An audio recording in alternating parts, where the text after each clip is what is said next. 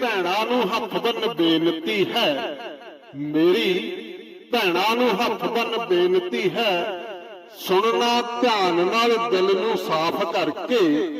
ਤੁਹਾਨੂੰ ਪੜ੍ਹਨੇ ਦਾ ਕੋਈ ਅਧਿਕਾਰ ਨਹੀਂ ਸੀ, ਤੁਹਾਨੂੰ ਪੜ੍ਹਨੇ ਦਾ ਕੋਈ ਅਧਿਕਾਰ ਨਹੀਂ ਸੀ। ਕਿਸ ਦਿੱਤਾ ਅਧਿਕਾਰ ਤੁਸੀਂ ਦੇਖੋ ਪੜ੍ਹ ਕੇ।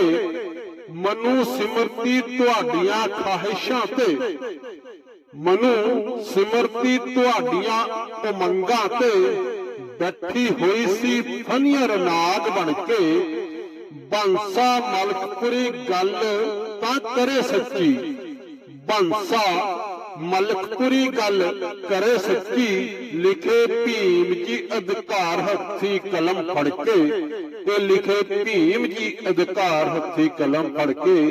ਤੁਹਾਡੇ ਲਈ ਲਿਖੇ ਭੀਮ ਜੀ ਅਧਿਕਾਰ ਹੱਥੀ ਕਲਮ ਫੜ ਕੇ।